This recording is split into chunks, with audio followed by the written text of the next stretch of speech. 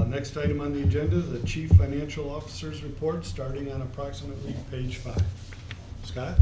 Okay, I'd like to highlight the March financials. In the packet, you will find the monthly highlights for March, followed by the financial statements through 9 months of this current year.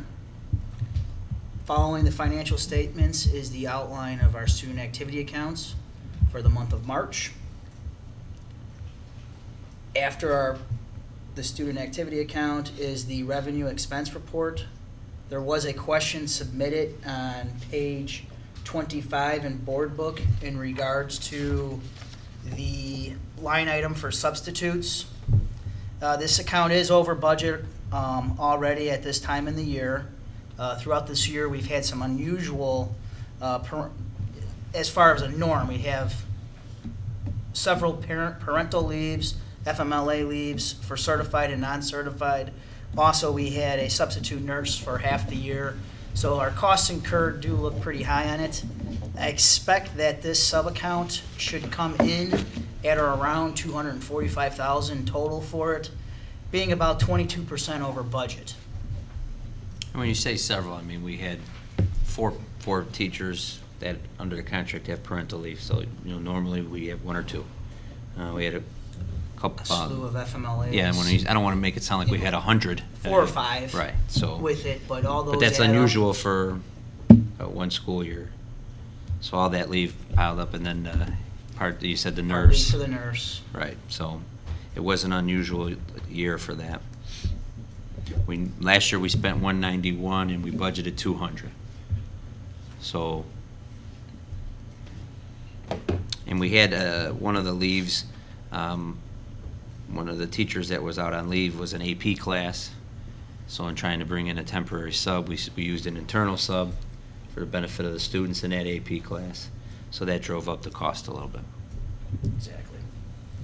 Okay, following the revenue expense report, I added in the board packet the interest income earnings distributed by the treasurer's office. We did receive $110,000 in interest this year for all our funds. Little over budget on that one, about 18% over it, not a bad thing. We got more interest than we expected. After the summary of the interest, you will see the updated finance tracking documents for the 2015 and 2016 construction projects for paid invoices through our last board meeting, which was April 11th. And then the last thing in your packet is an update on our medical and dental insurance final renewal rates and percentage increases for the 17-18 school year. That was the only question I thought we had submitted was the sub-budget, correct?